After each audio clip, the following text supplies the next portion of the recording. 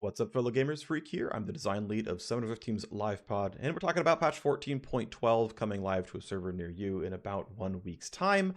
This is a pretty straightforward patch. We'll see how long I can make this video regardless. Let's talk about preambles. So first of all, I want to talk about that there are substantial regional differences in League of Legends. We're all playing the same game under the same rule set, but where you live in the world changes a lot about how you feel about the game. So we're going to take an example of a recently very popular champion named Caitlyn. And if you look on any public data website, and indeed you can corroborate, well, I can corroborate it with our internal data, Caitlyn's pick rate and ban rate skyrocketed with the seasonal update. AD crit items are really nice, and her ban rate jumped from like 15% to like 15 to 20% to like, in some cases, almost 50. Really, really high ban rate. Obviously, her win rates were like a little high, but like not really extreme.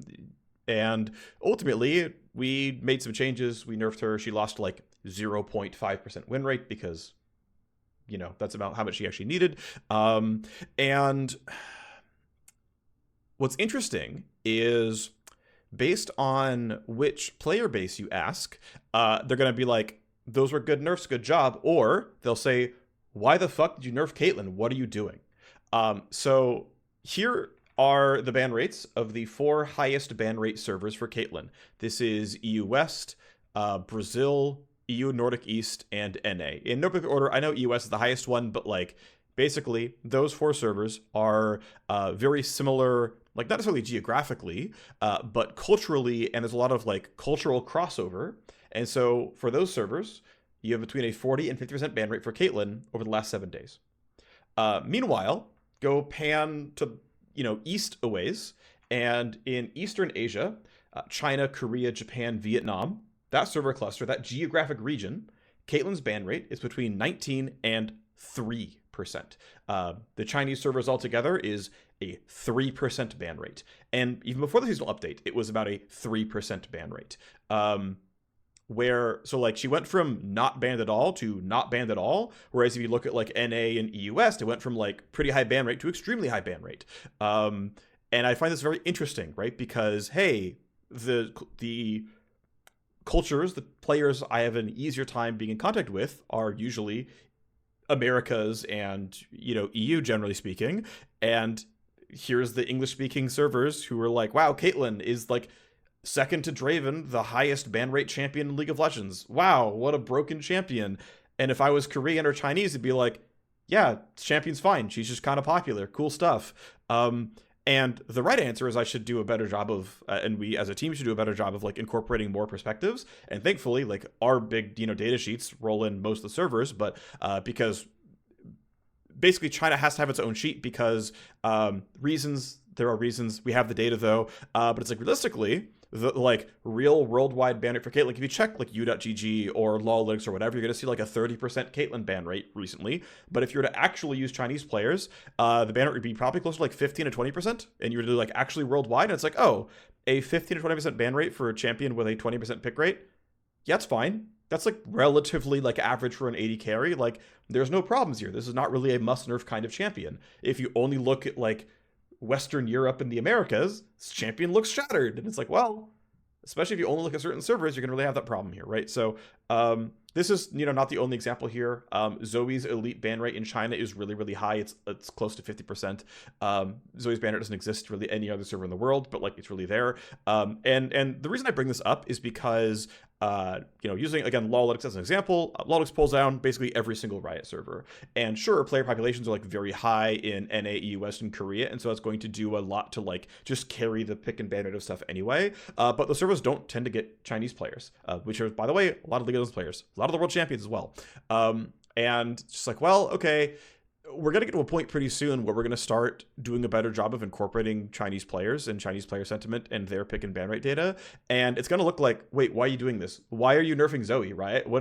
Who's complaining about Zoe? And it's like, the tens of millions of players on the other side of the world that you don't interact with.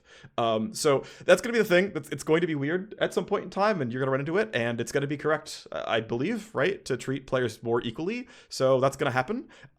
Anyway, next sort of preamble topic here is so newbie tax observations in the last patch preview. I talked about player expectations, right? Experts and mains and newbies and whatnot, and novices, and what that meant for win rates. So you can actually look at this yourself pretty easily. I tweeted one of these like a year ago, and it was, if you look at Hecarim jungle starting items, blue pet no potion is like 5% higher win rate than blue pet with potion, because Hecarim's actually a high mastery champion, and his mains carry a lot of win rate, and there was really high correlation with blue pet no potion being played by mains and blue pet with potion being played by non-mains. Not every jungler has such a stark win rate delta. Even most hard junglers don't. Hecarim is a very clear outlier here. But it's, a health push was not worth 5% win rate, and yet you see it in public data. An easier version of this to actually track down is also using runes. So it's really easy to see what the recommended rune pages are because they have individual rune pick rates of over 30%. And anytime you see a non-standard rune choice, you know it's only being played by a player who manually edits the rune pages.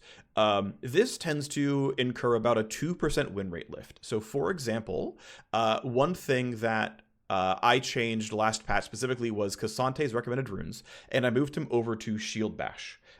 Because Shield Bash appeared to be substantially more performant than Demolish. I still stand behind it. I think it's a very good rune on him. But what you can notice, if you want to look at the data yourself, you can, is it went from Shield Bash being better than Demolish by about 2.5% win rate to Demolish being better than Shield Bash by about 1.5% win rate. AKA, if you're the kind of Cassante player who goes in, clicks your recommended runes, and goes, but actually I want this one, that behavior incurs a 2% win rate gain. Not because you changing your runes was a 2% win rate, but because players who change their runes are 2% higher win rate than people who don't.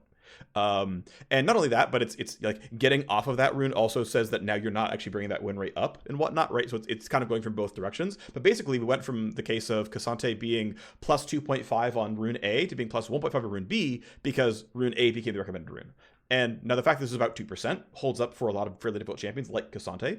Yone is here as well. If you look at Yone and you say, just show me the win rate of the rune Legend Alacrity in 14.10 to 14.11, that rune went up 2%. Because basically we made a mistake when updating his recommended runes last patch where we accidentally recommended Legend Haste in a couple of his recommended rune pages. And of course, good Cassante player or good Yone players like, wait a second, I don't want Legend Haste. I'm going to go Legend Alacrity. And they're right. Because the champion basically doesn't scale off haste in any meaningful way.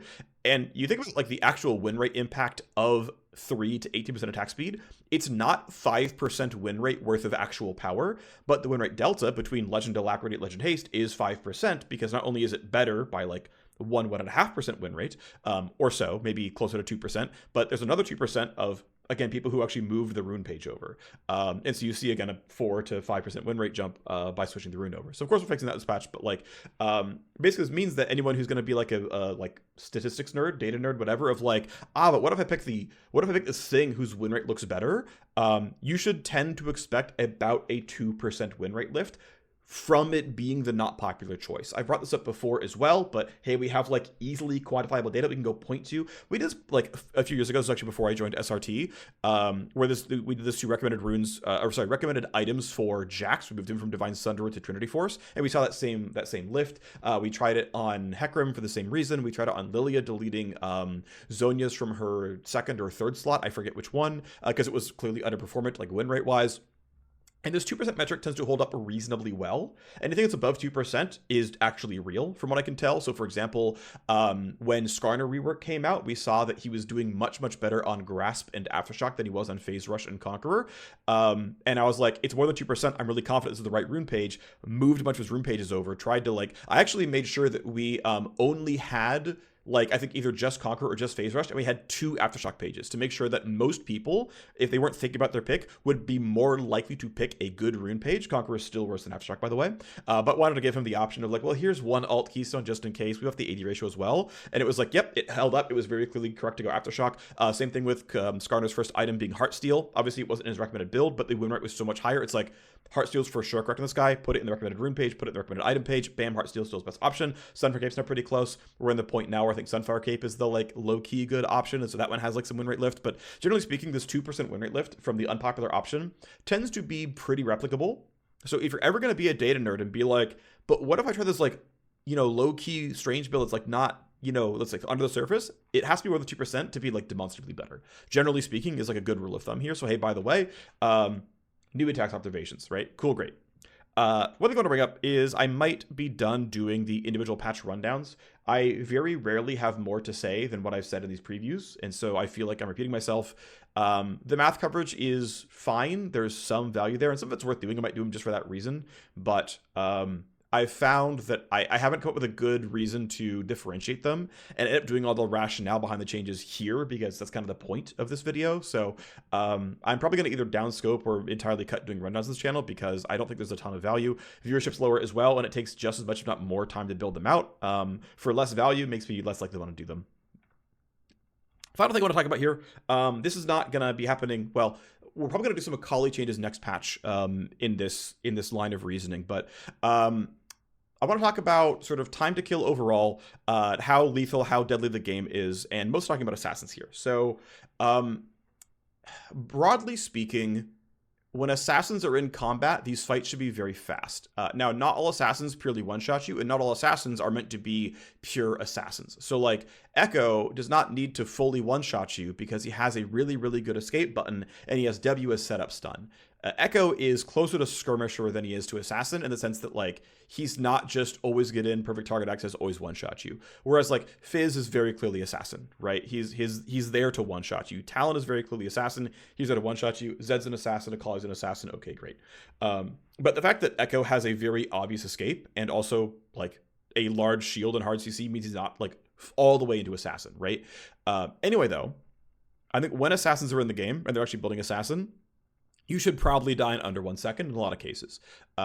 Akali intentionally is built around using the Shroud and playing a little bit longer. Okay, she's not like, 10-0 fully assassin. She's like 9.5. But generally speaking, I think when assassins are in the game, they should kill you pretty quickly. One thing we had done is make a lot of changes to give assassins safer, softer laning phases as a way to give them like laning phase power, theoretically, early game power, without them just killing their lane opponents. We are probably going to unwind that somewhat and give assassins somewhat less safety, especially in the early game, and make them more threatening. In my opinion, assassins should probably be always topping the charts in first blood rate. And if they're not doing their job well enough. And this means they're probably all going to have like some fall off to some degree. But like, for example, Tryndamere like heavily crushes every assassin in first blood rate right now. Across every lane. Like Tryndamere mid also beats almost every assassin in first blood rate. Not like in head-to-head matchups, but like Trynd mid is more likely to get first blood than Akali mid or Zed mid or Talon mid or whatever, or Fizz mid, right? And it's like, that's probably incorrect. And so I believe that we should be pushing a lot of assassins to be much more lethal in the early game and directly take it away from either the late game damage or from their early durability or like poke resilience. Like Akali has a lot of health regen right now. It's increased a lot over time. And we can drag some of that back, right? So generally speaking, I think that's correct for assassins. Outside of assassins, I think we probably want to bring damage down to some degree. I think one big piece here could be that items or runes, or maybe both, are slightly too good, and that from what I'm seeing in combat pacing, it's more the late game fights that are getting too fast.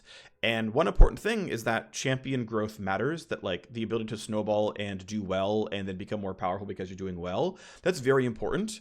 And telling a marksman or a mage, go build 800 health is not the kind of thing they want to do. Now, we can do this through base stats, or we can do this through nerfing a lot of spell rank ups and saying, your spells are not allowed to be nearly as good at rank 2, like your second max and third max rather aren't allowed to be as good approaching rank 5, and so your laking damage is going to be lower, and you're going to have to rely on gold instead to deal the same amount of damage, and we're just going to nerf base damages. We're going to like nerf a bunch of runes like scaling damage and whatnot, and come at it from those ways. Or it could be like we're going to nerf a bunch of items by like 5% gold efficiency or something.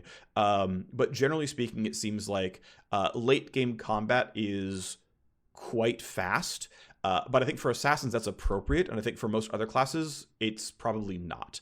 And so I don't know what that shift is going to be. It's not going to be 0.13, except for like maybe some individual changes, but it's kind of thing that I have in my mind, and I think we should start doing some stuff toward.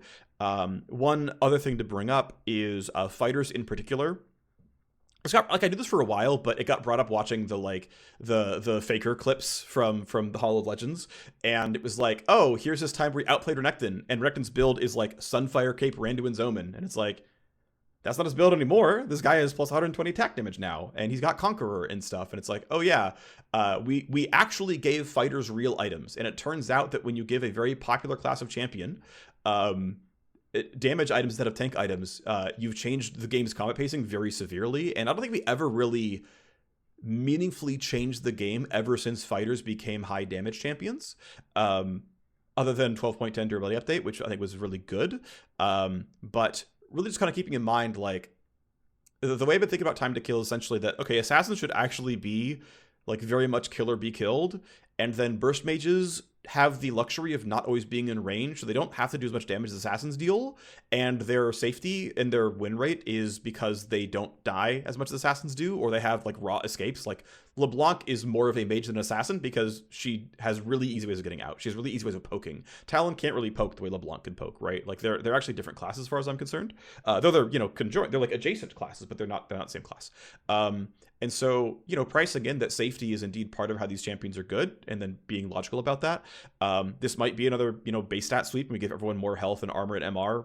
Probably not. The thing with armor and MR is it just makes assassins bad again because they rely on flat pen, and it might be a world where we actually have to lower armor and MR and raise health. I don't know the answer, right? But it's like, this is kind of where I'm thinking about, and it's can we appropriately place where every class goes, and how sustained their damage is, how bursted their damage is, where it's allowed to come from and whatnot. And yeah, I guess there's a lot to figure out here, right? But basically, this is in my mind. It's something I'm thinking about, and I just kind of wanted to bring up as we are going to be making assassins burstier in the short term, and ideally bringing down damage elsewhere in the middle to long term. So hey, by the way, something that we're probably going to be doing at some point relatively soon. Alrighty, let's talk about how the last patch went. Pretty much everything hit. We had, pretty much all of our hits were, all of our changes were pretty much within magnitude of what we wanted to do. We've largely been really accurate. I think the last time we looked at the numbers, we were like 90 to 95% accurate in terms of hitting win rate goals on these individual changes. So we've been pretty good so far these last few months on live balance updates. Orange specifically got about 0.5% win rate from converting his passive over to a systemic approach, so that no matter what your teammates build, they have an item they can upgrade. And yeah, I mean, getting a measurable amount of win rate off of people not griefing the Ornn passive, I mean, very clearly a good change. This saves us a ton of dev time ourselves because we don't have to, like, I mean, there were bugs and whatnot as well. So, just very happy this thing came out. Good stuff by the designers who ran with it and got it all implemented, and the engineers who helped build it out as well. Awesome stuff here. And Ornn's a little bit more powerful. Okay, great. Actually, one thing I want to bring up, I talked last patch, or last rundown about newbie taxes. I did not really talk about synergies and counters very much. So one thing I've been diving into data on is how much champions actually gain or lose win rate based on being countered or being picked only into good team comps and whatnot. A lot of this work, or at least the initial explorations, came from a great YouTuber that I will once again shill, JNC, who makes really, really cool statistics videos. But pouring through a doc that he made and then verifying it with some internal stuff, basically how do I want to say this? The most repeatable trend of champs who lose win rate because of matchup tables is actually top lane tanks. So what this means is, I'll pick two examples of the opposite of this, which is Malphite mid is disproportionately played when you're like, oh, they have an all AD team comp and a Yasuo mid. I'll go play Malphite. And so Malphite's matchups are really, really skewed towards being against a bunch of AD champions, and specifically like AD mids lose to Malphite. And so Malphite mid has like a 2% win rate gain because he's picked so rarely in mid when not being picked as a counter pick. And then a similar one here is Sylas top, who is picked almost exclusively, I mean, not really, but like aggressively as an anti-Malphite counter in the top lane. And so Sylas has like a 2% win rate lift off being played into Malphite matchups a whole bunch. And the end result ends up being that Sylas is, win rate inflated because players make interesting choices in champ select. Now, generally speaking, right, the extreme top end here are champions who are rare to see and then really only played in counter matchups. The opposite of that is, yes, some players will tend to blind a certain kind of champion who then tends to get countered. The end result of that ends up being, interestingly enough, about 0.5% win rate. That the bottom end of, oh, players counter me, I blind this thing, is about 0.5% win rate. And hey, what are the kinds of things that people tend to blind? Tanks in the top lane.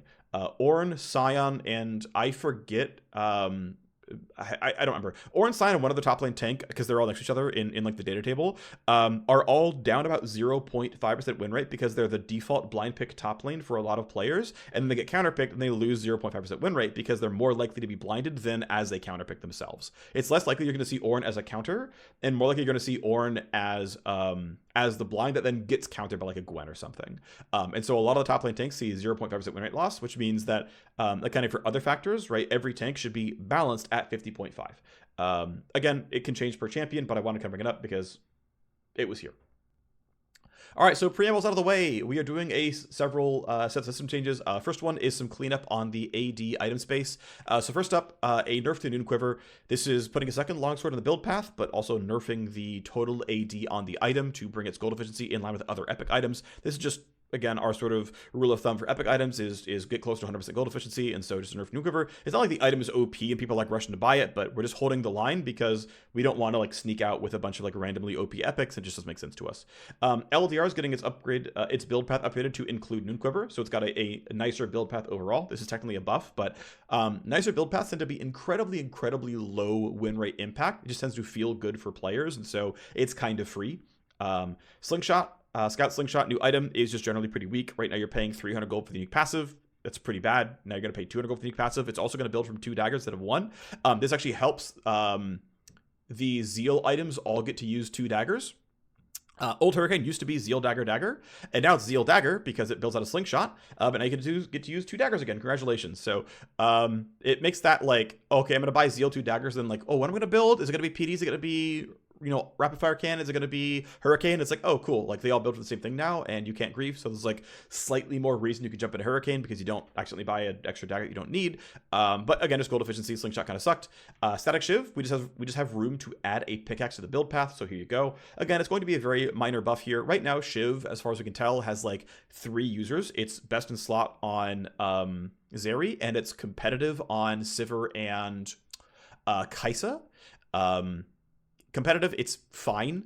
It doesn't seem to be clearly better. I mentioned earlier the 2% win rate tax from an item being less popular. Now that said, Sivir is very easy, so you're not going to tend to see very big win rate lifts from mains because there's just not much to be had. So Shiv might end up being optimal long term. But anyway, this item probably has about 3 users. Yeah, it's a buff, right? A better build path is a buff, but this item, again, is not really crushing pick rate, so you know, it's fine if it's a little bit stronger.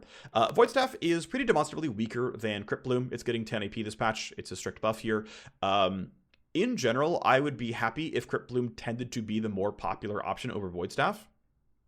And even like asterisk, like the arguably stronger option as well, because anytime we can convince players to buy anything but pure damage, I think it's probably just good for League of Legends. I mean, I'll just say from personal experience, I am happy when I see like my Victor or Vex mid or whatever just like heal me randomly. I'm like, ah, sweet, thanks. That was nice. And I don't notice that they did 5% more damage with, you know, the Void Staff burst or what they would have had, but I do notice that I get this like cool healing ring and I feel good about it. And I'm like, ah, my teammate was cooperative. Isn't that neat? And the more we can kind of not only have defensive outputs, because those are nice, of course, to have. It's a nice, you know, sweetener to have a defensive output, but also just cooperative outputs where working with your team is just a slightly more positive experience, I think is a really good thing as well. So I would love to see more designs that look a little bit like Crypt Bloom, where you're goaded a little bit off of building damage because the payout's worth it. And it's, you know, part of this is because there's a different stat profile. Part of it is because, it's a little bit cheaper and whatnot. Like there's a little bit of stuff going on here, but by and large being like, hey, here's a slightly more defensive item, it's good. I think it's a good thing. That said, Void Staff is just quite bad, and so it's a Void Staff buff.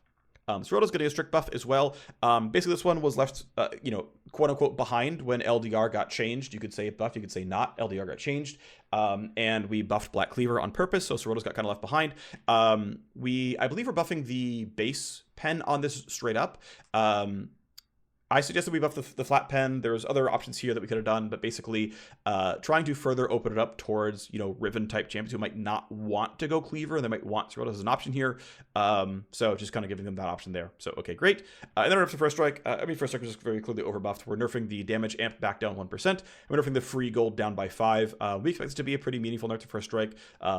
Correctly so, this thing is overperformant. Yeah, just too good of a rune right now. Champion adjustments. First up, first big patch follow-up on Corki. Now that we've had some time for it to come in. Corki is definitely quite...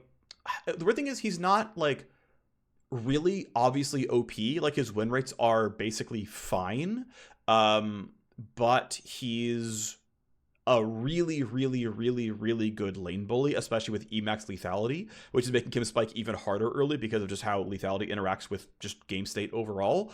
And so definitely want to unwind some of this like hard lethality binding, this Emax binding, and flatten him out a little bit. Corki right now is twice as early game skewed as Callista and Draven are. I wasn't trying to go for more skewed than Draven and Callista. I'd be happy with as skewed as Draven and Callista. There's probably still some more work to be done to get all the way there, but as it stands right now, Corki is substantially lower win rate mid than in bot. And again, substantially early game skewed. And so we're going to unwind some of that because Corki being a 2-role flex is probably okay. And again, him being a viable and enjoyable champion in 2 roles is cool, like all reasonable. So anyway, the big thing is reshaping E versus Q. We are nerfing Emax and buffing Qmax pretty much straight up. The goal should hopefully be that if you're playing Qmax Corki, you're going to be stronger than before. If you're playing Emax Corki, you should be weaker than before. We are tweaking some scaling around, as I mentioned, right? The win rate stuff. So what's happening is the E rank up for damage, amount of armor shredded, and mana cost are all getting nerfed. Damage 0 to 20 is not a huge nerf, but it exists. Shred minus 0 to 4, again, also not a huge nerf. And mana cost is being increased by 0 to 20. So 1 point of E, aka if you're Qmax Corki, up until level 8, there's no change to the ability whatsoever. But if you are Emax Corki, you're going to run into mana issues, right? You're going to suddenly have a 90 mana cost E. Corki doesn't have really generous mana pool, so you might suddenly find yourself really wanting like a mana Bunate or something, which means that you're no longer stacking lethality, which means your power curve gets to be a little bit smoother and positive things here. But just really putting attacks on maxing E. And then for Q, we're buffing the cooldown by a flat 1 second. So now it's 8 to 6. Buffing the rank up damage by 0 to 20. And buffing the AP ratio up to 1.0. We're pretty far away from AP Corki being good. But now that AP Corki is very clearly not Rocket Sky, it's like, yeah, AP Corki has Q and W. And is it actually going to be good? Probably not yet. But like, that's fine. If you want to have your ARAM fun, or it's an arena build or whatever, and you want to like, you know, it's all hooked up in a way where it's actually really, really easy for an ARAM designer to like change the AP scaling in only ARAM by itself, because I structured him to be really future-proof for the modes team. Like we have those levers, they're really, really easily accessible. So, you know, long term, we'll see what entertaining AP Corki really looks like, but that's not really the primary thrust. But like while we're here, it's a freebie, so here you go. And again, the goal is to buff Qmax because it's bad, and nerf Emax because it's very frustrating with how good it is early game. The final change is a base stat change, -3 base AD. I should have gone hard when we first released him. Basically, Corki, if you use any normal rune page and starting items, he actually has more AD than every other champ in the game. If you have no items at all, he has the lowest base AD in the game for any marksman, but that's fake because he gets 15% more AD. And so you do the actual, like, what happens when I buy these items and I'm actually hitting things. -3 AD, putting it, I think it's 52 now, with a stat shard, with a Doran's Blade, he still attacks as well as a Kaisa or a Varus or anyone else, instead of just being better than literally every marksman at level 1 autoing. So that's going to devalue Halo Blades a little bit. He's also getting a pretty meaningful amount of attack speed growth to help play up his like mid to late game auto attack team fighting. The fact that Corki has no innate steroids, like he doesn't have Kaisa E, he doesn't have even like Caitlyn Headshot or the range of Caitlyn, whatever, means he doesn't just have great auto attacks. The passive helps, right? Getting 15% more damage as true damage, that crits that uses Spellblade, like that is a steroid, and you know, in real practice it's like deal 13% more damage, or sorry, like 30% more damage, which is like not bad, right? 30% more damage is a pretty solid always on steroid, but it's still not rapid fire, right? It's still not Tristana Q. So you know, we know he's still a relatively bad auto attacker. Like, I don't mind as long as he's not trash, right? And I think we're pretty close to him not being trash. We'll see, right? If people move off of pure lethality builds, and really like the primary lethality build is, to be fair, is Opportunity Collector, IE. So he does build crit, which means like he is autoing because nothing else crits, so like clearly it must do something. But I know he's not great at late game team fighting. He's not meant to be awesome. It's meant to be about as tough as Draven, where like, yeah, Draven has to catch access and team fight. Good luck, buddy. Again, he's meant to be as early late game skewed as Draven. Right now he's twice that, which means clearly there's work to do to make his late game better and his early game worse, right? Anyway, those are all the levers. Next one is patchwork onto Aatrox. The primary goal is to bring him back into bruiser builds. So we'll talk about the mechanics that are going to change, and then we'll talk about all the sort of the reasons why these are the tactics. So the regen growth on Aatrox is getting dropped by half. His armor growth is being brought up by a decent amount. Aatrox to me is Juggernaut adjacent. Like, he's certainly a melee damage champion, but he's not Dr. Mundo. He's not Ornn. He's not Cassante. He's Darius-esque, but not even quite Darius. He's more mobile than Darius, but he's less mobile than Wukong, right? So he's not Diver, he's not Juggernaut, and he's certainly not Master Yi. So yeah, he's unique, right? He doesn't fit into a box, and we don't want him to. The goal is not fit him into the Juggernaut box, right? His E wouldn't go over walls if he was meant to fit in the Juggernaut box. He's not. That's not the goal here, right? Let's be clear. Aatrox is special, and Aatrox does some really cool, unique stuff, and that is awesome. Aatrox does not have great disengage tools. He has a little bit of ability. He has CC, and he has self-healing, which means he's just going to be a little bit ball of stats guy with counterplay, right? And I think like QE is such a well-designed two-spell combo. I love it. It's amazing. There's so much gameplay around that. That's awesome. That's going to be his game. Like, that's his primary gameplay pattern. Okay, that's all fine. Great. He succeeds here. Anyway, the other thing that he does, though, is he sustains a lot. He lifesteals a lot. He has Omnivamp against champions. That's really powerful. That's really good. That's useful stuff. The other part of his kit is basically that he's meant to be a self-healer such that he can hold frontline a bit, and he might not one-shot you, but he's going to heal back to full if you can't stop him.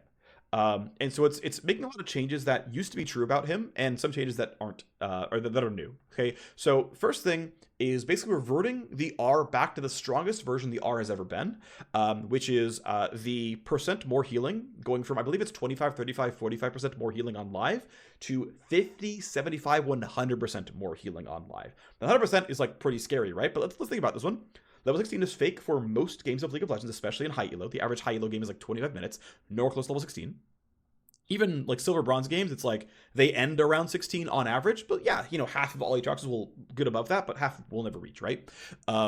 Anyway, but keep in mind that like, oh my gosh, 100% improved healing. Yeah, but you're going from 145 to 200. It's really like 35% more healing, right? Like that's the actual math, is going from 145% to 200% is, the R is like 15 to 35% better. Is that a meaningful upgrade? Of course it is. Of course it's meaningful. But that's what it means, right? Is your passive, your Divine Sunder, I keep saying that, your passive, your Sunder Sky, your Triumph, your whatever else you're getting, those tools are 15 to 35% stronger during R.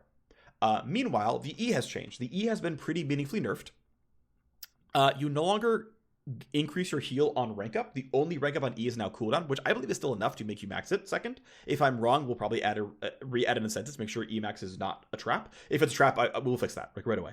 But not only that, E no longer has increased Omnivamp during R. That change was made during the Mythic era, where Aatrox R giving like 80% more healing plus Gore Drinker meant he would just heal to full, and there was no way around that. You had to buy Grievous or he was unkillable. Like, you had to be able to burst a Juggernaut, like a Juggernaut build type champion, right? With Gore Drinker, Death Stance, Sterix, whatever. And it's like, oh, he's literally unbeatable if he's ever ahead because we can't burst him, and then every 8 seconds he heals to full. There's no gameplay. Which, like, was true at the time, right? Like, and then it necessitated strong Grievous wounds, the arms race happened, whatnot, and so it's like, yeah, we have to be kind of cautious around how much healing exists systemically in the game, because we want to allow kits like Aatrox to be good at healing on the kit level, right, on a champion level, and then not have that happen everywhere else. And so, like, we probably should increase Kane's healing because Gore Drinker's gone. We are increasing Aatrox's healing in some cases here because Gore Drinker's gone. And, something like Sound of Sky is just a lot less burst healing than Gore Drinker, right? It doesn't hit 5 people at once. Okay, so it's bringing back the old R, and because of that, it's getting rid of that, like, R plus E, like, bonus healing thing that used to exist. Anyway, the other thing, though, is that the E, baseline healing is getting lower, and there's now a bonus health ratio on the healing itself. This means that, of course, attack damage is a lifesteal lever, because the more damage you deal, the more lifesteal you get. It means that armor pen is a lifesteal lever, because the more armor you mitigate, the more damage you deal, that's the more healing you get. Armor and MR are lifesteal levers, because the more damage you mitigate, the more getting any amount of health back matters. And so let's have health be included in the system. One thing that's intentionally true about fighter items is that fighters tend to have health on almost all their slots. And then there's exactly Death Stance and exactly Maw for here's your like resist item, or some people are going Wits End because they're more skirmisher, they're more attack speed based. That's fine, that's reasonable, but the point is that we have all these like sustained fighters who explicitly don't amp their healing off of the other core stat of fighters, which is health. And so adding that back in, I think, is reasonable to do and correct for champions that we actually expect to build health, like Aatrox. He's not meant to be, he's not Riven shaped, right? He's much heavier than that. And so it's like, okay, well, let's make your items make sense for you. I'm a fan of this. I'm glad we've been adding them over time. It's a change we made to Pantheon in the previous patch. It's a change that I added to Kayn a little while back. I think it's a very good thing to do. And so, yeah, overall, this is what's going on, right? The history, the individual changes, why it's doing it. So the goal is that Aatrox is going to be burst resilient, and he is going to drain tank you to a certain degree. That's going to be true. He should be less bursty, because for every Eclipse, well, actually, Eclipse is probably still going to be an item he buys, but like for every like Profane Hydra he used to buy, that's now a Sundered Sky, which has less lethality, less AD, doesn't have a like 1.2 total AD ratio active on it, but it's got healing and health. And so he's going to be less bursty. He's going to be a bit more repeatable in some cases. He's going to live a lot longer. The goal is relatively win rate neutral. If you get it wrong, we'll fix it. But that's kind of the point here, is to make Bruiser Aatrox, or at least, you know, fighter build Aatrox a thing.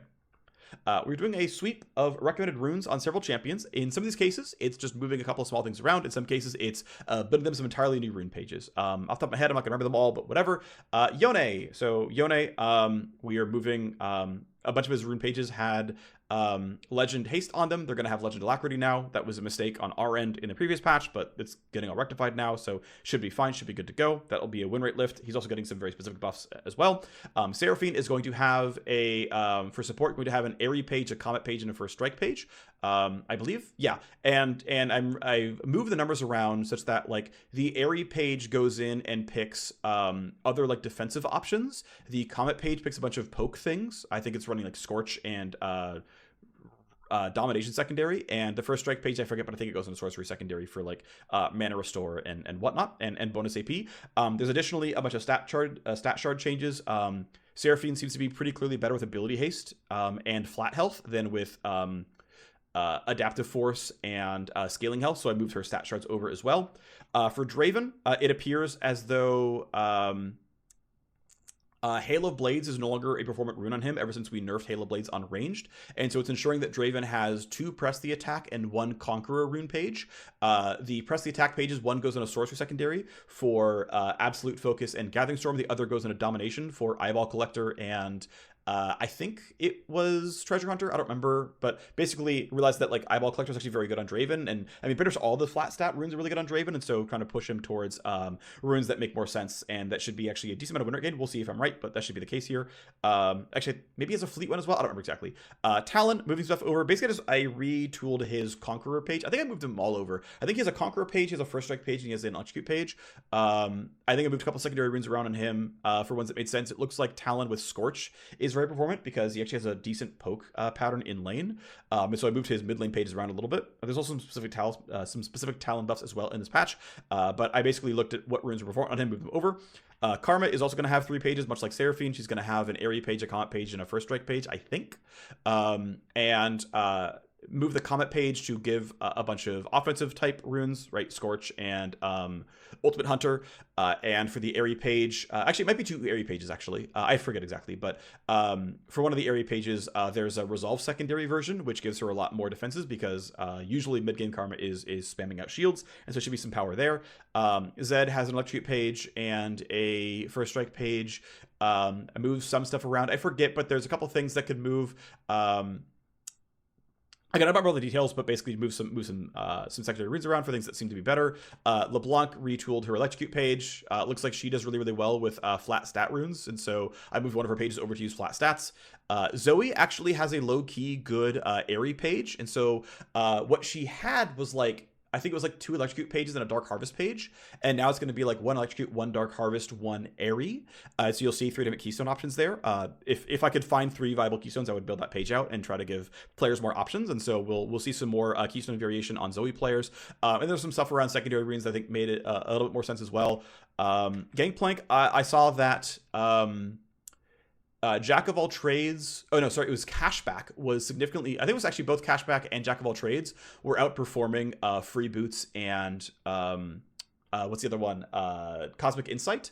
And I also saw that he had a pretty decently performant Fleet Footwork page. So Gangplank's pages now are Fleet Footwork, Grasp, and First Strike, and instead of having like 2 First Strike pages, which I think he does right now, and retooling some secondary runes around to make them make a bit more sense for him, and so he should be looking a little bit nicer in terms of what those pages look like, and we might see some win rate lift as well, though of course like 3/4 of players are running First Strike right now, and we're nerfing First Strike, so if they buff Gangplank next patch we will, it's not a problem, but that might be something we have to look at. Champion nerfs, a big slew of nerfs that need to come in. So Akali is supposed to be nowhere near 50% win rate. I know early in the PvE there was a set of nerfs for Akali that was nerfing her base MR because she was just overly too resilient. One thing that's true about Akali is her matchup tables are basically good into melee, bad into ranged. Except for Galio, who's obviously just going to crush her in melee as well. And so Akali just is a stronger champion in solo queue than pro play because the pro meta right now is very ranged heavy. And Akali's like more playable when Styles is in there because he's ranged and her matchup's pretty decent there. Overall, just tends to be true. I forget if it's like actually favored, but like it's not as bad as like her Orianna matchup or like her Vex matchup or whatever. Anyway, for now, for low scope changes, because they didn't have a lot of runway for this change, for nerfing Akali, just nerfing some damage on her E and saying, hey, we're explicitly going after low elo skewed burst damage. This is going to nerf win rate. The goal is simply win rate here. But longer term, I think we want to do some changes that make Akali a little bit less poke resilient in lane and a bit more threatening. And so we will probably see something in point 13 is going to be my guess here. But for now, it's win rate down. Next year is probably aimed at win rate neutral, but taking some damage off of E. One thing we are doing here, by the way, is actually playing up the total AD ratio on Akali. One thing that's true about Akali is her last max kind of sucks. We've pulled actually a lot of levers off of Twilight Shroud, so her winner at game time falls off a cliff really hard. Not quite Corketeer, but it's like a very aggressive fall off. That's not necessarily a problem, but it's more aggressive than most assassins in the game, and because Akali doesn't have a last max, she can like kind of fall off and kill threat. Even her AP ratios aren't that good, so she kind of falls off, except for like rank 3 ulti is just does like really, really high amounts of damage. And so one thing that I've actually changed here about the E is actually juiced the total AD ratio on the E. It's not going to do a ton here. One thing is going to like very lightly nudge her AD builds up. They're still bad. They're still not going to be good, but like it's nudging them up towards like closer to viability. But the other big thing is actually because a total AD ratio natively has level scaling in in sort of an elegant way that doesn't like look sort of intrusive and bloat the tooltip, we can lightly say that after level 13, Akali still gains some damage on E and some damage on Q, because you know she's just gonna get some free rewards after that no matter what, and it gets to like lightly alleviate the fact that her last max does nothing for her. And so, just like a very, very light touch here, but it's a pretty heavy increase in the total AD ratio, but it's nerf for the base damage, nerf for the AP ratio. The overall damage is just strictly lower, don't get me wrong, but it's just less of a nerf really late game. Akshan, actually converting his E to a total AD ratio as well and hitting the base damage pretty hard, as well as functionally hitting total damage throughput on the passive at most points in time. Ultimately, with Akshan E, because it's an auto attack replacement, I'm actually a very big fan of using total AD ratios on auto attack replacements, because that way you never get into a weird state where it's actually worse than autoing because just for whatever reason you got into like a strange state and your base stats are good or you're level 18 or just something weird happened. And so I just think it's a nice like baseline, like good to use a total AD ratio when you're replacing your auto attack entirely. Anyway, it's a damage nerf at all points on the E. There's no way around it. It's a damage nerf on the passive like 80% of the time. And of course E applies his passive pretty aggressively, so it's a very meaningful amount of damage off of Akshan. Blitzcrank, we are reverting the nerf to his passive, putting the duration back to 10 seconds. There's really no gain to it being 4 seconds, so ultimately put it back. Like, it's been this way forever. It wasn't doing us anything when we nerfed it, so why keep the change ultimately? But then basically nerfing his base health by 50. We don't really want to touch his early game lethality. I think it's actually very important that early game supports who are meant to be kill threatening are actually kill threatening, that they have kill threat on you. It's okay, these champs are going to eat some ban rate, it's whatever.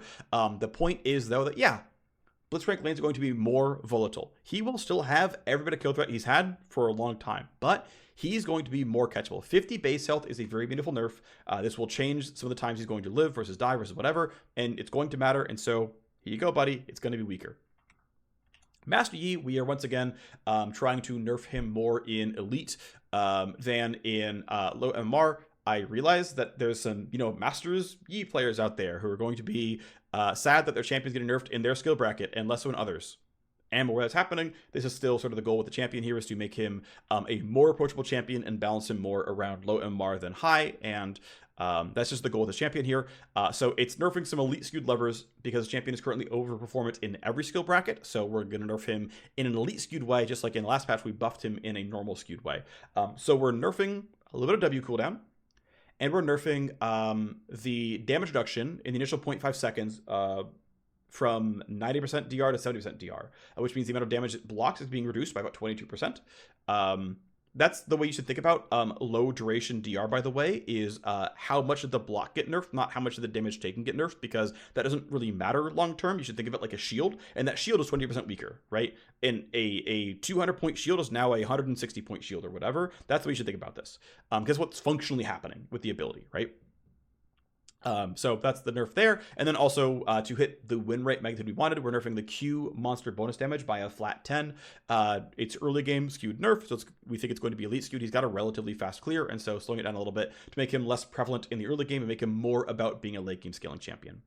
Rek'Sai really isn't eating that much ban rate. We know she's OP. She's the kind of champion who just, doesn't tend to eat much pick rate because she's never going to be that popular. Doesn't tend to eat much ban rate when she's not criminally overpowered because she's just not popular enough to eat a big ban rate. But we know she's OP, so we're finally pulling the nerf lever here, nerfing some attack speed off of Q and nerfing some damage off of W. W damage should pretty much always be mostly cosmetic. This probably kills W start Rek'Sai. Well, not a lot of players did it, but some people did it. It was a competitive clear. This is obviously just going to be dead now. This of course affects her early clear, especially if you were good enough to use your W actively. And just overall the attack speed on Q, this is going to make her take a little bit longer to get empowered for the E. But basically, yeah, I mean, this champion unfortunately has 8 skills, right? 2 Qs, 2 Ws, 2 Es, and R in a passive. And so it's hard to find good nerfs when a lot of them are already floored or like already very, very low. Anyway, went for attack speed on Q. The goal is, north of 1 to 2% win rate here on Rek'Sai. And yeah, she needs it. Skarner, definitely quite OP. The win rates are like, if Skarner was an older champion, these would be like normal win rates for like, I don't know, Nidalee has win rates like this, Rek'Sai has win rates like this, Qiyana has win rates like this. Like, yeah, the champ's elite skewed, and, that could be fine. But Skarner is currently, because he's new, this means he's actually just OP, because not everyone's known the champion yet. He's not the most straightforward champion in the game. There's plenty of, tricks to learn and whatnot. There's plenty of optimizations here. So anytime we're seeing him at this high, he's, very clearly OP. Right now, Skarner is early game skewed, and, right now, top and jungle are fairly similar in power level. I talked about regional differences earlier. China plays Skarner in low elo 4-1 as often in top lane as jungle, and in high elo 7-1 or 8-1. In China, Skarner is a top laner. And in the rest of the world, it's 50-50, and it depends on elo, which I find kind of interesting. So if you've been watching LPL, we're seeing Skarner really only in top lane. And it's not just because Skarner being a high income champion is going to natively fit top lane more than pro jungle, but also for Chinese players, he just is a top laner, not a jungler. And so it's just where they play him. And so I find that kind of interesting, regional differences, very, very interesting. So, we'll see if other pro leagues around the world, as they pick up in next week, also think that Skarner's only a top laner, or if they will play him jungle.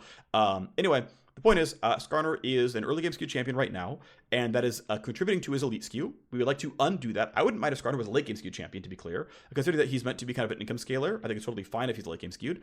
It probably means longer term we need to pull some damage off of his Q.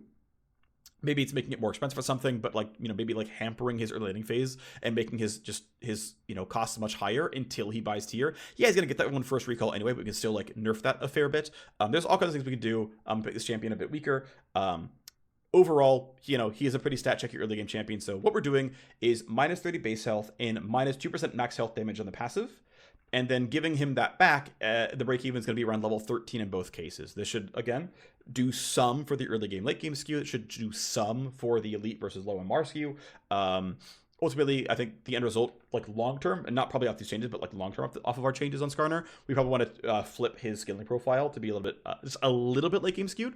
Flat would be fine, but probably just not early game skewed to help with his current elite skewed problem. Tryndamere is one of the biggest fall-off champs in the game. Also, his playstyle is not all that healthy. It's Ravenous Hydra, play for turrets only. He actually still has really good, early level all-in kill threat. He's very favored for getting first blood, but he's extremely favored for first tower. He has, I'm pretty sure the number 1 champ in the game for getting first tower first team. So we're trying to find ways to very lightly unbind him to Ravenous Hydra. This is not going to do it, but it's a nudge in the direction. He's also very clearly OP. And so it's taking down a lot of early dueling power, especially wave clear power. What I'm going to point out is, so minus 5 damage on E and minus 5 flat bonus AD on Q is really minus 11.5 damage on E because it has a 1.3 bonus AD ratio. So 5 AD is 6.5 E damage as well as 5 AD. So his spinning AoE damage is down by a lot. His like auto attack PvP damage is not down by nearly as much. But still down, of course. This champion needs nerfs. We're targeting about 2% win rate. Longer term, would love to flatten out his win rate with game time to make him less elite skewed and to give him more of a game plan than just I right-click turrets because I can't really fight late game. Twisted Fate, nerfing top lane as well as mid lane TF. We'd like if both were viable. It's cool that you see a little bit of top lane TF. Don't want it to be super dominant, but, you know, he certainly is around. So we are nerfing his AD growth by, I think it's 0.8 or 0.7 around here, like a solid, like a more than 1% win rate worth of attack damage growth.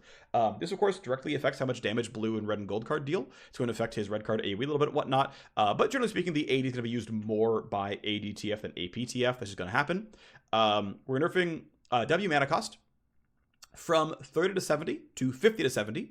I pushed pretty hard for this change individually because I thought 30 mana cost gold card with no other mana constraints is just kind of illegal for ADTF and makes the gameplay pattern kind of crappy. Like, I would rather get to a point where ADTF has like real mana cost on pick a card, and then like we can just go and buff the E rank up or AD ratios or whatever to like make that champion have a real win rate as needed. But like saying that, you know, you can't just hold your E or your W and it's 30 mana, so you will literally never and all you have to do is all you ever have to do is red card the wave or gold card the champion. You don't have to refund any mana, is like, I think, pretty bad gameplay. Now we are buffing back the blue mana refund to still be like the same amount of net mana if you lock a W and blue card something. But if you're throwing red cards and gold cards, it's going to be just like mana nerf for you. And you know, anytime you lock a red or gold card, right, it's going to be mana down for you. And then for APTF, we understand that like these are probably ADTF skewed. And so there's an AP ratio nerf to the Q as well to try to hit magnitude for APTF. He's certainly just like too overpowered in mid. He's kind of the number one champion. Maybe number 2 behind Akshan in mid lane right now. And yeah, just you know, too good for yeah, how powerful he is. Champion buffs, we're going to swing pretty hard. So Ezreal, I mentioned this a couple of times. So Ezreal certainly scales with how good you are. But I want to actually call something out here, which is Ezreal himself is not hard. Ezreal simply scales with how good you are at League of Legends, right? Like, nothing about Ezreal's kit is that hard to optimize.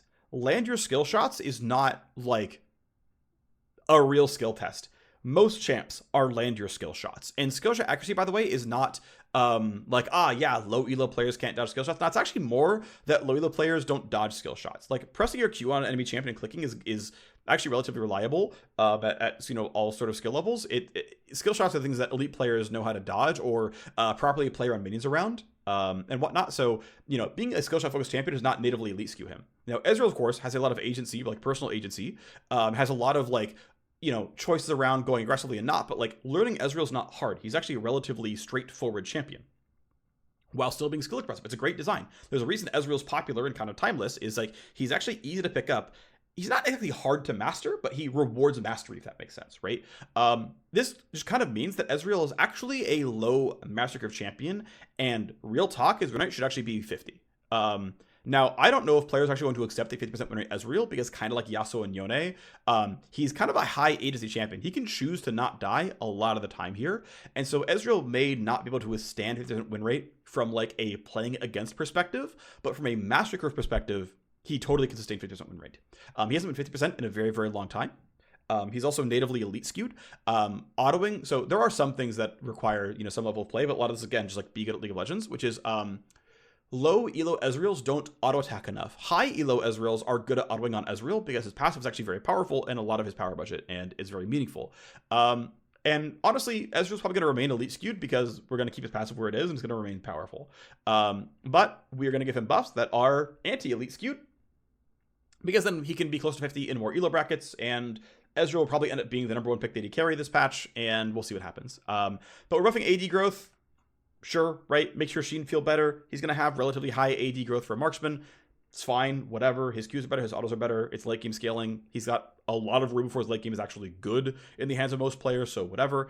AD ratio buff on Q is going to be pretty big. This says you get to care more about your Q than your other spells. We have this W a bunch a little while ago. One thing to point out, actually, TLDR, is if you compare Ezreal in modern day to Ezreal in 14.9, he has got really similar like damage taken and death per game, like stats, but his damage dealt per game is much lower because of course Trinity Force just deals less damage than Essence Reaver, old Essence Reaver, in a like for like build, right? Just it's clearly a less damaging build overall.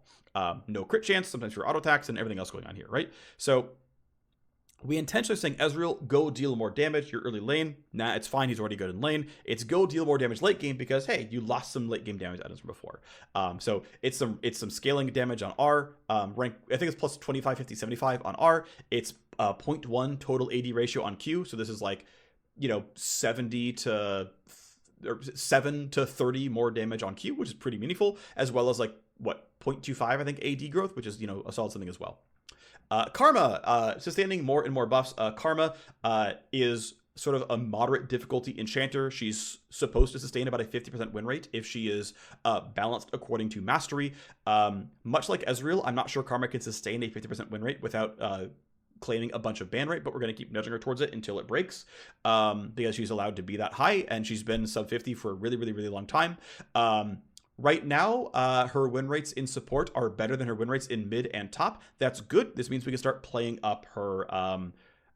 we can just kind of give her power without being immediately worried about her solo lane impact, but generally speaking, we're still skewing towards support. So we're buffing her E rank up pretty meaningfully. We're buffing the move speed duration on the E pretty meaningfully, and we're buffing the rank up on the R plus E shield pretty meaningfully. Now, because these are all scaling and rank up buffs, they're going to affect solo lanes who level up more often. So they're going to affect them pretty meaningfully, but they're also buffing the supportive aspects, which are unsurprisingly going to be a little bit support skewed. Not that she can't shield herself, but right, the mantra E is a support output more than a mid lane output because she's always going to spam mantra Q, right? So yeah, meaningful amount of power to Karma here. We're probably anticipating like a solid, maybe even 2% win rate here, maybe a bit less, but a very meaningful amount of gains here. Keep in mind that the haste duration is shared between both E and R plus E, so increase from 1.5 to 2 seconds is a pretty meaningful buff here. Mantra E is much, much, much better. Base E is much better. Cool stuff. Nefiri, we are re-adding Nefiri jungle cautiously in this patch. We are buffing her passive damage a lot, especially early game. We're buffing her Q cooldown in the early game, and we're buffing the Q, bleed, and heal mechanics to interact more favorably with monsters. The heal will now affect large and epic monsters, and the bleed will now also affect small monsters, which means basically the bleed will execute small wolves and small krugs for you when your pet might miss it for a tick or something. But it's pretty small overall, but it's a very, very light touch here. But yeah, early Q cooldown and literally doubling early packmate DPS is going to be a very big deal, and it's going to do a lot for the early clear. This ended up being about a 10-second buff to Nefiri's jungle clear. We think it's going to put her around 47 to 48% win rate in the jungle. We expect her to spike a lot of pick right there. We're also expecting her to gain 1.5 to 2% win rate in mid lane as well. And yeah, basically, we still want her to be sort of training wheels mid lane assassin. Want that to be a good role for her, want that to be something that players will pick up. And yeah, not every player wants to play the training wheels early assassin, but that's okay. The goal is explicitly like, we want there to be an easy to pick up, low elo skewed assassin where you're like, I'm playing ranked and I want to learn assassins. Here's Nefiri. I can start learning the ropes of playing an assassin because the kit is kind of easy. The counterplay is kind of easy. She's low elo skewed and that's fine. And, I don't have to learn all the Zed kit optimizations that have been in the game for 11 years. I can just learn Nefiri and start to pick up assassin like tenets and playstyles and whatnot, and then move on to the harder assassins. That is like explicitly a goal with Nefiri here, and I'm not trying to get rid of that and try it add more stuff. Now, we could probably make the kit better, right, while still keeping those goals true. That's entirely a possibility, and we might do that at some point in time. No immediate plans by any means. I wouldn't even know where to start yet. But we still want that to be a thing with Nefiri. But as it stands, we're also willing to give her a second role. I think she's actually, her win rates in top lane are fine right now, from what I recall. I don't remember exactly, but trying to give her a real win rate in the jungle. Neela, wanting to help her stand out as a sustained damage skirmisher kind of champion. And so playing up her durability outputs. Right now, her early laning phase is really, really tied to having an enchanter on your team. Her base health regen is very, very low, especially for a melee champion. And the regen passive only matters when she gets crit chance, and even then, only when hitting enemy champions. That's a Q passive. And her base regen passive only matters if her support has healing and shielding on them. I don't know if you should be bound to enchanters long term. Like, I could see a world where we delete one of those two passives and just say, you share XP, have fun, and we just like give her good like sustain tools. I don't know if that's actually a good idea or not, but it's a possibility at the very least. But regardless, saying, yeah, here, have moderately acceptable melee champion regen, acknowledging that you're going to be with a Sona a lot of the time. and have decent melee champion armor growth so that when you get into these mid-game team fights, you have like solid baseline durability to like team fight around. And this is not like a very big reshape. Like I think longer term, I'd want to give Neela even more health, even more armor, even more of these stats to say, no, you're actually like fairly durable. You are like real melee champion durable because most melee champions get solo lane XP. You don't, despite your passive. And so we probably have to inflate her stats a little bit to let her be a real melee champion durable if we expect her to play those out. Again, this was not meant to be a reshape or an adjustment, but just like, well, while we're buffing here, let's give her buffs that I think are directionally good for the champion to let her function. And I talked about time to kill earlier and sort of burst and whatnot, right? The more we can make champions like Neela not burst champs, but function in playing out team fights, and maybe she can use W twice in a fight or something. The more we can like move in this direction for fighter like champions to not be one-shot machines, right? She's not meant to have the same combat pattern as Samira. Then we get to have richer combat pacing, right? And I'm trying pretty hard to like really move champions around. We're like, oh, this champ really fits a longer combat pattern. Let's really try to get there. It's why I nerfed the AD and crit ratios on Neela Q like a couple patches ago. It's why I've buffed her health regen and her armor and whatnot. And like I'm really trying to move in this direction to make sure these like longer combat patterns are supported on a kit level, on a stat level, on whatever, in items as well. So Talon has some recommended rune page updates as well as a buff to Q.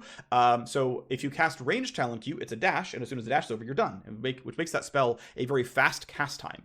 We're making his melee Q, because it's a like normal spell, it's not an instant cast spell. We're making that cast time scale with his attack speed, so it will take as long to land as his auto attack takes to land, which means it'll be as snappy as a right click, which means its cast time is going to go down with champion level. It's going to go down with things like Legend Alacrity if you want to run that. It's actually a decent rune on him, at least for Conqueror Talon, who plays a bit more bruisery, more fightery. And we're also buffing his W damage by a little bit, but also nerfing the W damage monster mod because his jungle wind is already fine, and we're like directly buffing W damage, which means he doesn't need to do more jungle damage because he's going to get that anyway, plus PvP damage, so doesn't need it. Basically just some buffs to Talon to make him feel a bit better. He's also getting Schroeder's buffs. Talon's going to be pretty good next match, pretty sure. Vladimir is a bit weak.